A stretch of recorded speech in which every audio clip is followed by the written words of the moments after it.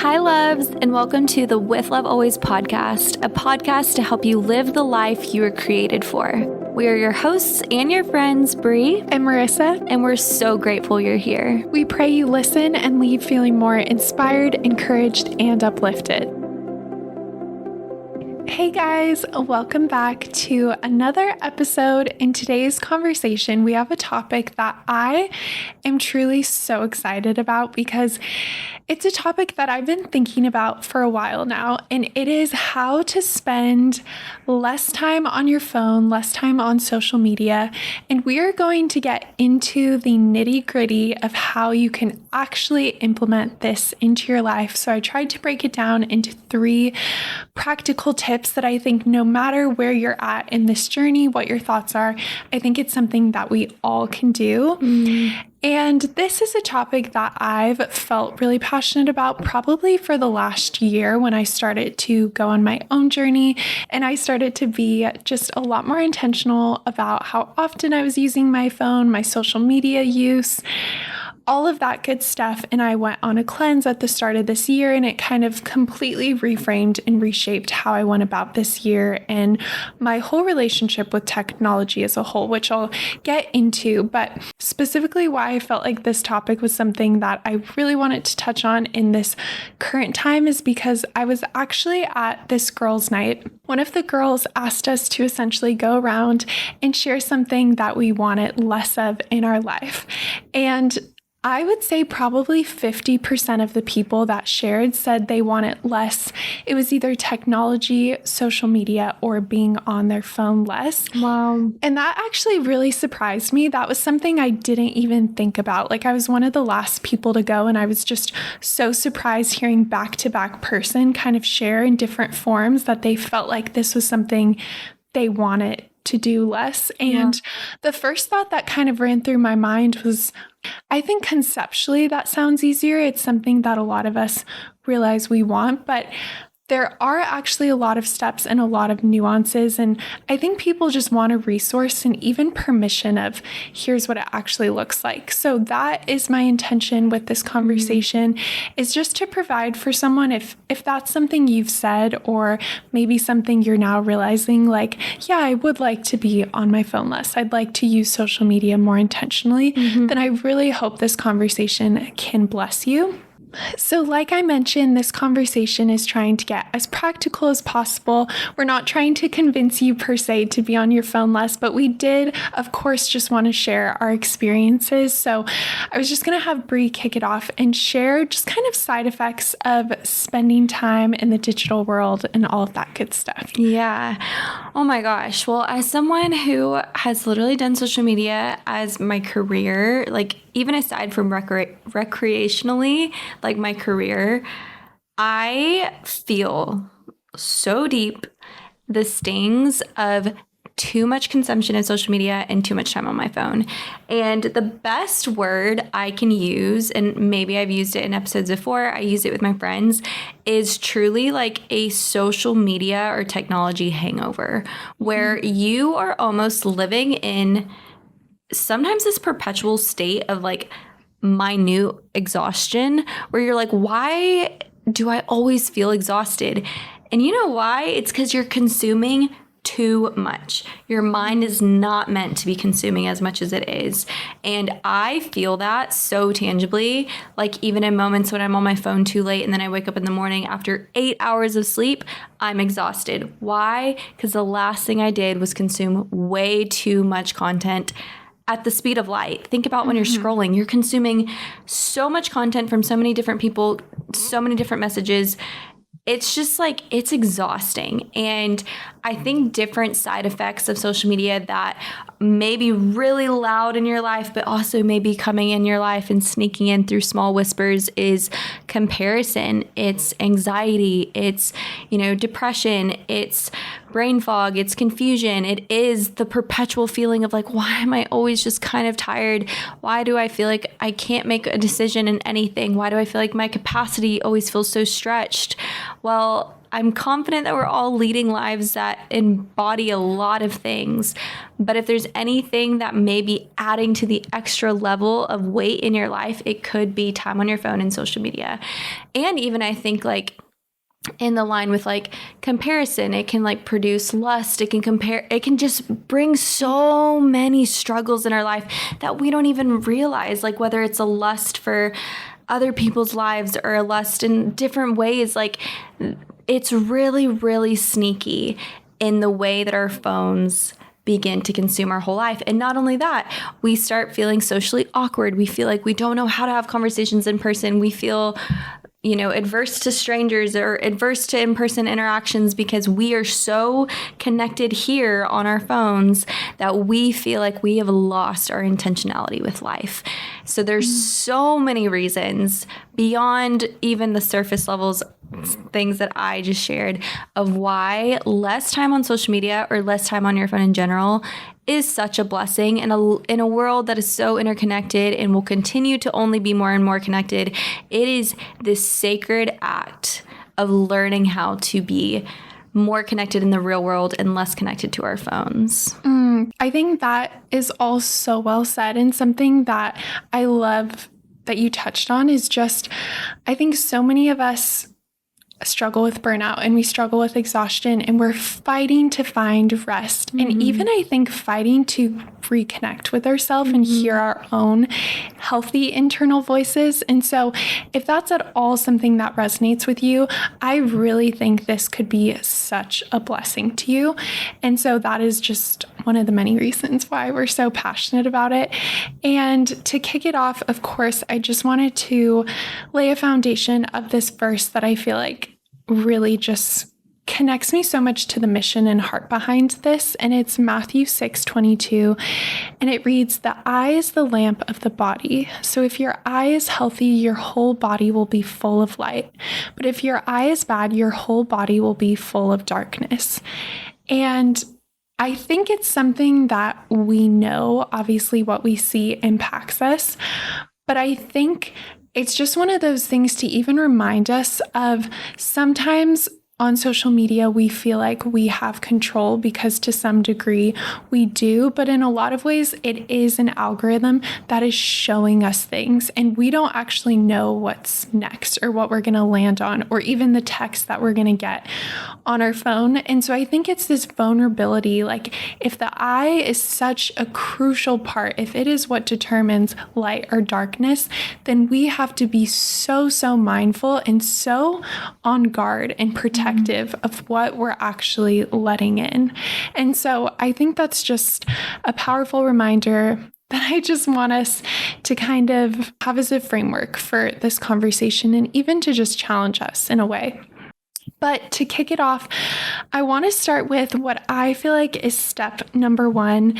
And this, I will say, is the hardest step in my opinion, and that is to go on a social media / digital cleanse.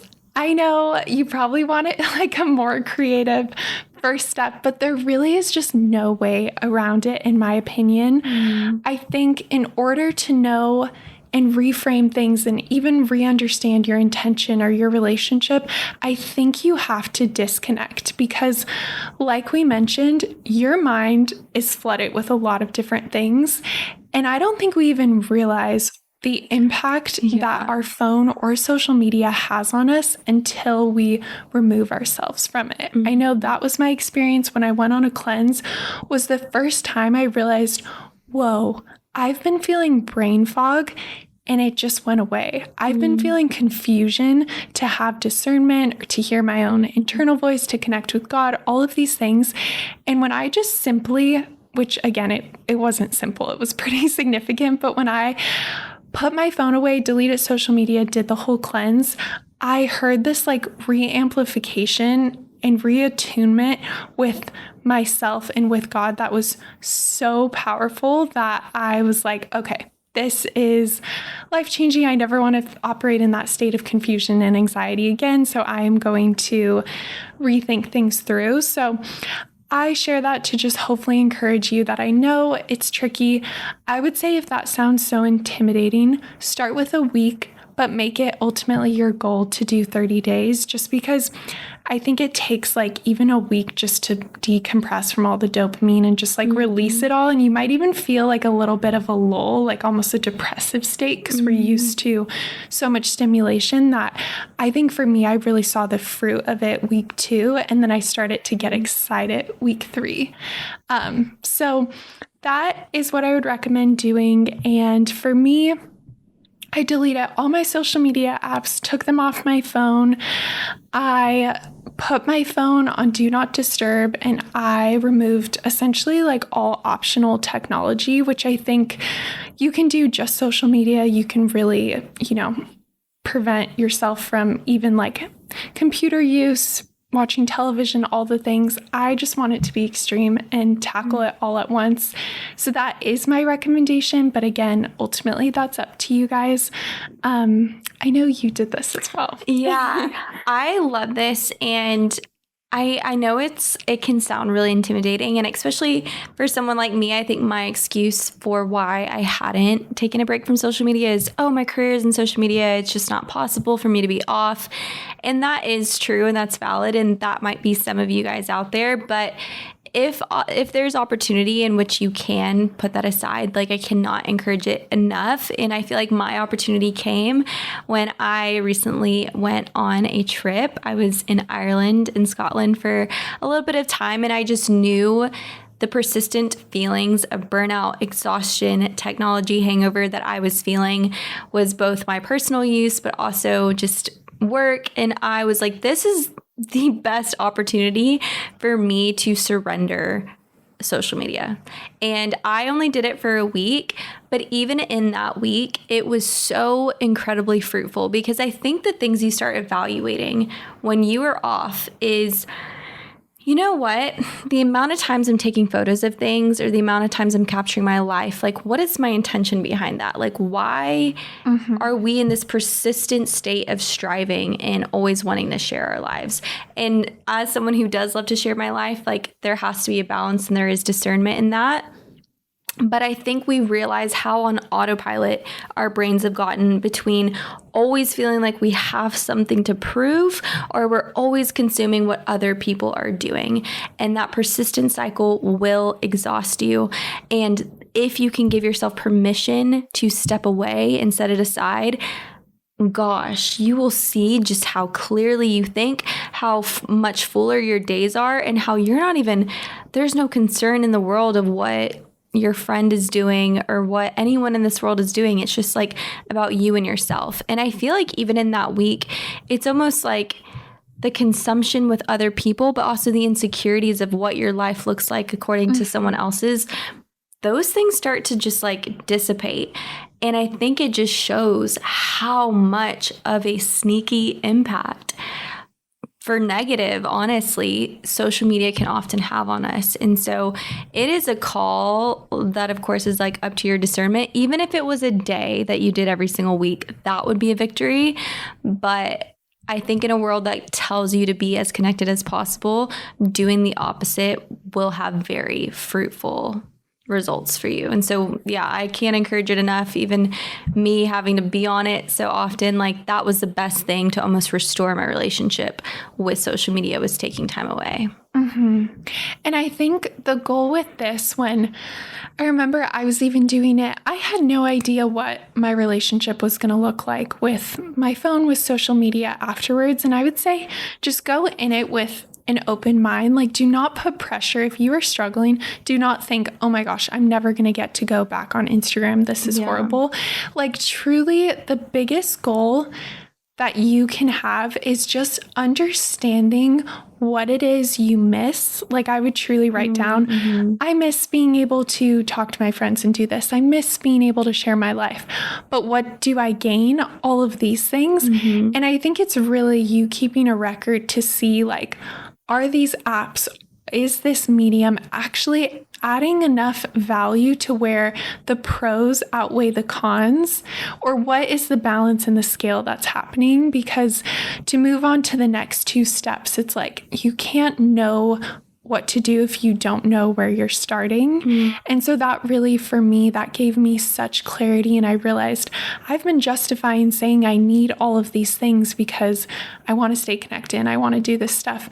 But it actually isn't the best way or the most effective way. And the cons for me, a lot of them were outweighing the pros. And so that kind of leads into step number 2, which is once you're done with your cleanse, once you've had time to evaluate, journal it all out, kind of keep track of logs and all of how you're feeling, is now to reintroduce the digital stuff back into your life, reintroduce your phone. If you want to have, whatever you decide that you want to have back in your life, but to create digital boundaries. We talk about boundaries a lot, and I think digital boundaries, I might argue, are some of the most important boundaries because it affects every area of our life, and it so directly feeds into our mind and shapes our narrative and our worldview. And so I think having such clear digital boundaries, again, like all boundaries, it's something that only you can know what's best for you. So I'm going to share some of the ones I love, some that I know other people do, Brie will as well. But ultimately through that cleanse, like these are just kind of some ideas we want you to discern for yourself. Like for me, I'm really not on social media very much at all these days. And that is a boundary that works so well for me. And that has been really fruitful. But I understand like Brie has a different experience and a different relationship with social media. So some examples of boundaries I have specifically for my phone is I have a home for my phone, which might sound funny, but so cute. It's essentially just a little spot at my house that's not super easily accessible where my phone lives, and it's out of sight. However, I can hear if like a call comes through. And so that for me just prevents me from doing the unintentional grab, the unintentional scroll. It just has a place where I know if I need my phone, I have access to it, but it's not visibly being dragged with me throughout my house. And so for me, it allows me to use my phone as a tool. Like if I need to make a call, I will go and do that. And thankfully for work, my coworkers know the best way to get a hold of me is email, so I can do that for work for the most part, or they'll call me if it's urgent. So I have the settings set to that. And that's such a blessing because I would say most of my day, I don't have my phone with me. Obviously, if I'm out and about, I will have my phone. Sometimes I'll even take it with me and just turn it off. But I find that really, really helps with me just using my phone more intentionally. I also don't have any social media apps on my phone. So even things that I had like YouTube or Pinterest or random things like that, I noticed that just would cause me to be on my phone more. So I've removed all of that. I am a supporter of using the old-fashioned web browser if you want to access social media. That's a recommendation. Another boundary I have, and this kind of connects to having my phone have a home if that seems like too much. Something I recommend that's super simple is just sleeping with your phone in a different room. Also, that prevents that from being the first thing you reach for in the morning and in the evening as well. Those are such good ones. I think for me, as someone who is still on the social media apps, I do love social media and I love doing it for my career, my personal. But even then, like, that doesn't excuse me from needing to implement boundaries. And I'm speaking to anyone out there who's like, maybe loves social media as me, and you're like, well, maybe I can't delete the apps. It's like, well, these are some boundaries I implement as someone who does use social media a little bit more. But I would say, I mean, this for me is like actually becoming such a non-negotiable. In the mornings, it's really easy. In the evenings, it can be a little hard for me. But it's truly like, listen to what people say and do not be on your phone the first hour of the day and the last hour of your day. And I'm telling you, it will make such a difference if the first thing you're doing is autopilot opening up Instagram and consuming something. Like, that is a habit that needs to break. And that was a moment of confrontation I had with myself of like, Brie, you are so on autopilot and you don't even know the habits that you were doing. Like that should almost make us tremble. Like we should be in control of our habits, of our fingers, of our minds. And if we're doing things subconsciously all the time to literally hinder us, that needs to be a boundary we create. And I'm still working on my evening of like being a little bit more faithful in that. But what I will do is like if I find myself on social media in the evening, I will literally give myself like 5 to 10 minutes and I will be strict with myself. And I will like say out loud, like, Brie, get off. Like literally almost like I love it. snapping at myself because I know how it's going to make me feel if I keep consuming. I'm not going to sleep well, or I'm going to hear a piece of information that makes me spiral or feel some type of way, or like I'm not doing enough, or I'm going to find a reason to compare myself. Like just pause that, you know? And so I think that's a really big boundary I have for myself. Another boundary too, I think this kind of goes into like your phone and like texting. And of course, use discernment, but I think we already mentioned do not disturb mode. I like almost live my life on do not disturb because I personally do not like my phone like alerting. And also, this is actually another boundary that for some reason it shocks me that people have their notifications on for social media apps like Instagram, like every follow. Gives me so much anxiety if I see someone's one go off. Thing go off. When I say I have not had notifications on any sort of social media app, especially Instagram, probably since I ever got on, like I don't know, 5 plus 6, 7 years, like never have had my Instagram notifications on. That is a level of connectivity that I feel like we should not be like in search of or in pursuit of.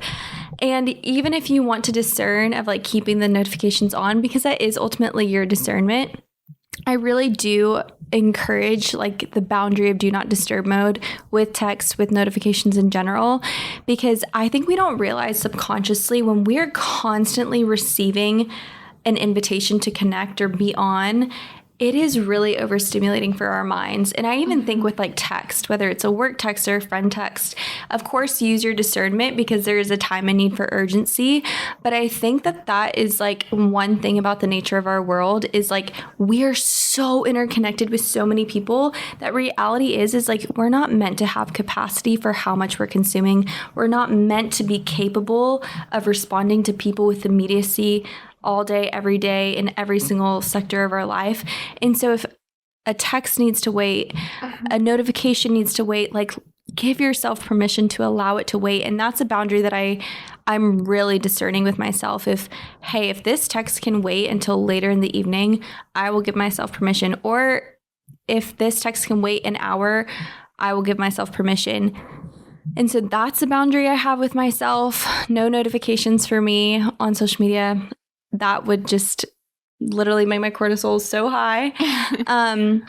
Another boundary I have with myself, which I'm not always like super disciplined in this, but this is my intention, is I try not to reach for my phone in moments when it would be easy to, like whenever I'm like waiting in line at a coffee shop, or I'm at the grocery store, or, you know, I'm at a red light. I think that's where I just see our world is so connected, like we're mindlessly connected, that we don't even give ourselves permission to be bored. We don't even give ourselves permission to stare out into space. We're always looking to fill every single gap of time with something.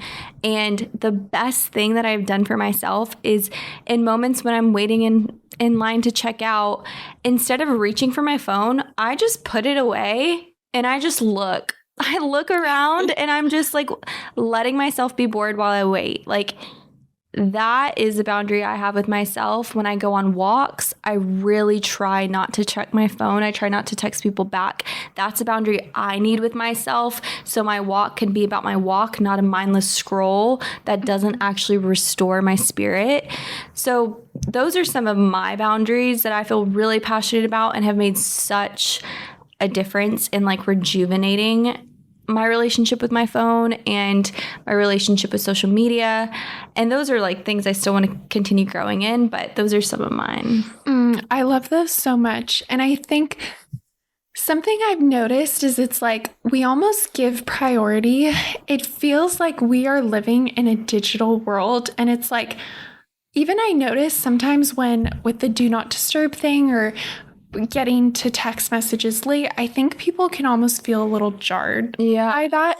And I think what I just want to remind, and like even when I started this saying like giving yourself permission, I think what I've realized upon reflection is we are living in a present active world, and my priority is to the people I am face to face with. That's so good. And I want to be fully present. That doesn't mean that I'm completely inaccessible digitally. Yeah. It just means that I choose to engage digitally at times that make sense for me. So even like a boundary that I learned recently from someone that I'm trying to now implement is they have designated times in which they check their phone and their texts, and people know that of like, hey, 8 to 8:30 I catch up on things, and then 4 to 5 or 4:30 to 5, and then the rest I'm not accessible, but calls will go through if something's super urgent. That to me made so much sense, and I was like, wait, you can do that? Like That's so good. the guy that shared it was a dad, and just talking about like priority is just, it's being engaged and it's being fully present. And I just want to honestly give you permission to put your focus there. And honestly, that for me is, I feel so connected to my purpose when I'm fully present. I'm fully engaged with what God is doing here in this moment. And then when in very specific segmented times, I will choose to invite technology into my life. I will choose to browse social media if I want to catch up on something, if I feel called to share something, if I want to maintain those relationships digitally and all of that. But I just think shifting your perspective, giving yourself permission that the priority can actually be to the present world that we live in, and that is how it's operated for so long, and that actually you can show up at 100% capacity in that way. I think that is just so powerful and so transformational. Yeah. And with that, like, there is nothing more refreshing than someone who is present. Like, I think as I surrender more of like my phone and time on my phone, when I'm going on walks, like through Venice, I realize so much how many people don't even have the ability to look up from their phone. Like, I think because I'm spending more time off, or I'm trying to put that intention and put that boundary of like, on my walks, I'm not going to be on my phone, given there's times when I am, but it makes me realize like how often we are missing out on the world because we are literally heads down, looking down. People aren't making eye contact nowadays. People aren't smiling nowadays. Like, it is really overrunning so much of our interactions, and there's nothing more refreshing, as I said, than someone who is so powerfully present. And if you can become more of that person, like, you are going to be that refreshment and maybe even that inspiration for other people. And I don't know, it's like, to what Marissa said, there is so much of the world that we are meant to engage with. And I think we can only do that when we are willing to engage with our phone less. That's so good. That is something I've noticed recently when you start doing this and you are standing in line and making eye contact. People are like, what's going on? Yes. And then also I think it's so sad of like, sometimes I will look around and want to engage and there's nobody that's looking up and making eye contact with me. And it's so sad, except for what I will say, kids. They are like the only hope of they will make eye contact with you. But then I think if they're the only person I can make eye contact with, that means I'm the only person that they can make eye contact with. That's meaning that there are so many kids that are looking around wanting to engage, and we are all just like disconnected. To me, I think that's what breaks my heart so much, is when you look up, you realize that there are people, like, you notice the few people that are waiting for someone to look for them, and that like breaks my heart. But The last and final step number 3, this is one that I'm going to keep so simple, but I think it's such a resource. And that is to turn your smartphone into a dumb phone. And if you don't know what that means, that essentially is you do not have to get a flip phone, although I'm fully for that. Honestly, that would be so cool. It's I kind of want it. I was talking to my friend about it. I recommended a book for her to read and all this stuff. And then she's like, okay, so I deleted social media and I'm getting a flip phone. And I was like, you're like, well, this took a turn. I was like, what just happened? I'm like, this happened in 3 days. And I am like nearly a year into this journey and I still have my phone. Funny. If you are that person, I love that so much. I would just like to applaud you. But for the rest of us, if you're like me and you like having the amenities of your smartphone, but you want to remove a lot of the distraction, then I think turning it into a dumb phone or just removing a lot of the unnecessary features that aren't serving you can be so helpful. Essentially, what they're doing with a truly, truly dumb phone is you're making it so that you just have access to like phone, text, music, what phones were originally intended for. You can go as extreme as you want on this. I've taken a lighter approach.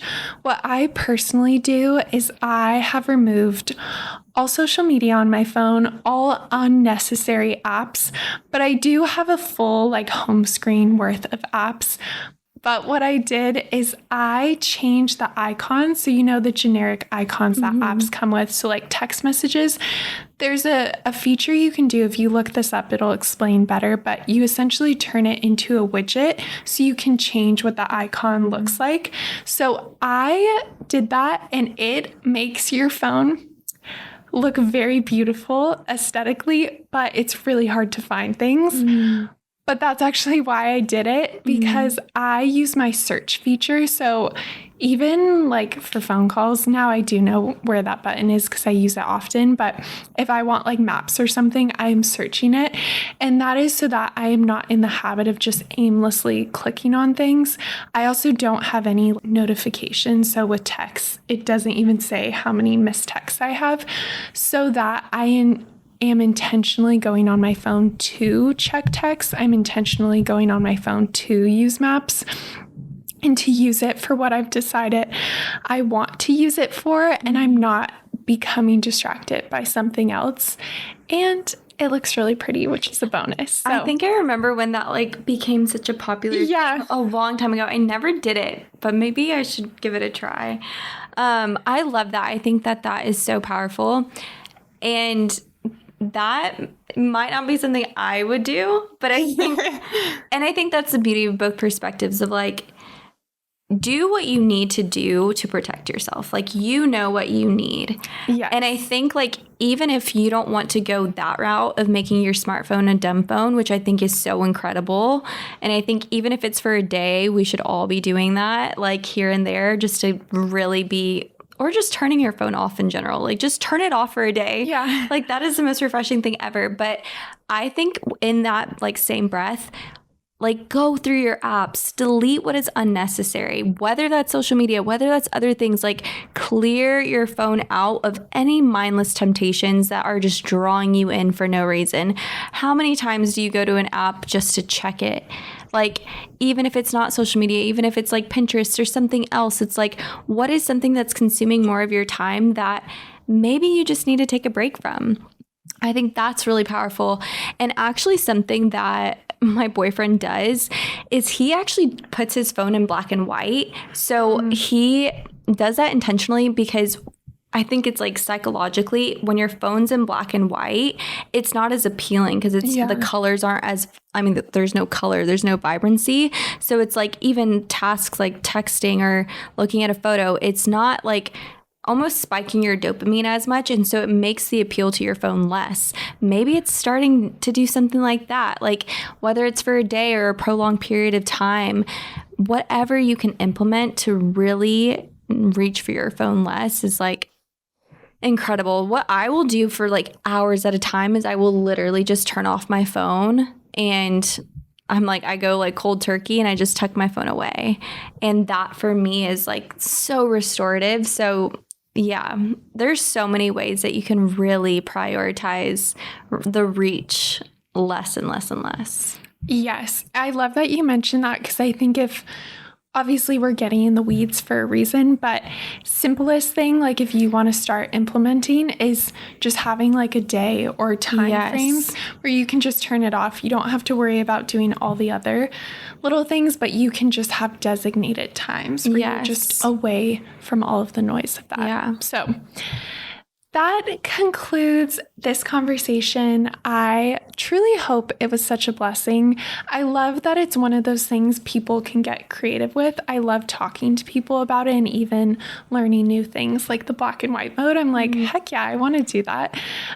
So I just hope that this blesses you. And honestly, it's one of those things where I think it seems simple. I think you'll anticipate, obviously, experiencing some of the fruit we mentioned. But I think it's crazy the new areas of your life that it can unlock. Even for me, like the new interests it can unlock, the new time I gain back in my life, the new rest I experience.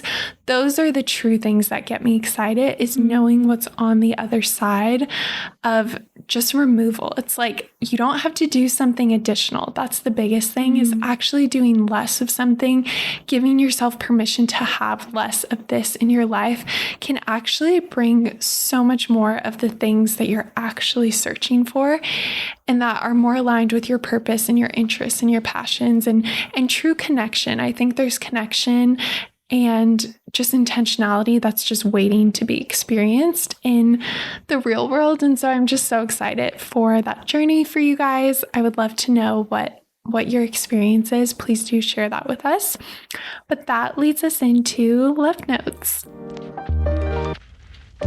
So for this week's Love Notes, maybe this is a little bit ironic, but I felt like maybe just a little bit guilty hating on technology. So I was like, I am going to make this fun and we're going to talk about some of the technology that we do enjoy. So that is the first question, is what is one form of technology that you feel like you cannot live without? And this can be any form of technology. I think practically speaking, maybe my laptop. I think recreationally speaking, my camera. That's what I was going to say for you. I was like, honestly, camera. My camera, oh my gosh, that's like my that's like my baby. Like creatively wise and like my sense of purpose wise, like that's my baby. But realistically wise, probably my laptop. Yeah, I would say laptop for work purposes, but one form of technology that is so optional that I could totally not engage in, but I really like it and it adds value to my life, is actually online shopping.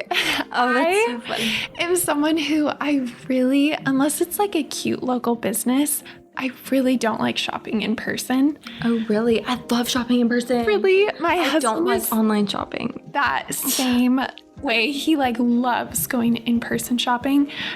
It drains me so much. And so I am that person that Instacart, Whole Foods pickups, anything I can do, that form of efficiency just makes me so happy and just truly adds value to my life. I love that. That is so funny and so opposite for me. I love in-person shopping for clothes, but also the way that I know my local Whole Foods, so many employees by name, because when I say I go in almost every single day, I love grocery shopping. I love the act of going into the store. I don't know. So that's so funny. But honestly, the convenience is incredible. What we can do nowadays, it's amazing. Yeah, I feel like I can get it down. I can place an order in 5 minutes, plan all my meals, and then it's 5 minutes away and I can do it on my way from something. That is I don't know. It's so convenient. Okay, next is our favorite app on our phone, or the app we couldn't live without. The app we couldn't live without. Maybe one that you love, because I feel like living without like call or text would be super hard, but something you don't want to live without. I think like genuinely it's my Spotify, because my walks, my workouts, my life, like whether I'm working from home, working at a coffee shop, walking, working out, going on a run, yeah, I'm always listening to music. Like even if I'm at home, I'll like play my music on the big TV. It's probably my most used app like on the day-to-day, so I would say that that's actually mine. That's funny, because that actually is what I had thought of, but more so from a podcast perspective. Oh, yeah. I love my podcast. Like on a drive, I get so excited to drive knowing that I'm going to get to listen to one of my favorite podcasts. And so I said Spotify just because then I also get music, which that's like the secondary and a bonus. But yeah, that's the one optional technology. I'm like, I just love podcasts so much. Yeah. I mean, it makes sense. We have a podcast. Yeah, I love music so much. I'm so passionate about my playlist. I love that. You're so great about making playlists. Oh, thank you. Okay, favorite social media and least favorite. Favorite for me, Instagram. I love Instagram. I love like the creativity with Instagram. I would say least would be Facebook. Like I don't want to offend anyone out there, but I don't know anyone who really uses Facebook anymore. But I would say that for some reason doesn't feel like it counts for me. I don't know why. I feel like the major platforms nowadays are Instagram and TikTok. I mean, they are. So I'd say Instagram's my favorite. TikTok's, I still do like TikTok. I just don't always love creating for TikTok. I don't know why. It feels like a little bit more of a lift for me. And also I think there's something about TikTok that can really be like a doom scroll. Like you can get sucked, and I don't like how I feel with that when I do that and indulge in that. And so for that reason, I'd probably say that's my least. Yeah, I would say actually, I feel like mine's so random. I really like YouTube. I used to watch more YouTube. Yeah, I feel like it's probably been my longest social media, but I don't go on it that frequently, but I have like a few creators I really like intentionally watching their videos. So if it wasn't that, I would also say Pinterest is right there up. Oh, I love Pinterest. Yeah, that's more of like something, it's hard to doom scroll on that. It's pretty feel good. It's kind of, it inspires me. Yeah, for me, it's like my creative outlet because I'm not on Instagram. I find that I like crave, it satisfies what Instagram would satisfy for me, but without the like negative side effects. Yeah. So I do really like Pinterest. And then least favorite, honestly, Snapchat comes to mind just because I've never really used it. Yeah. No offense to anyone who uses Snapchat out there.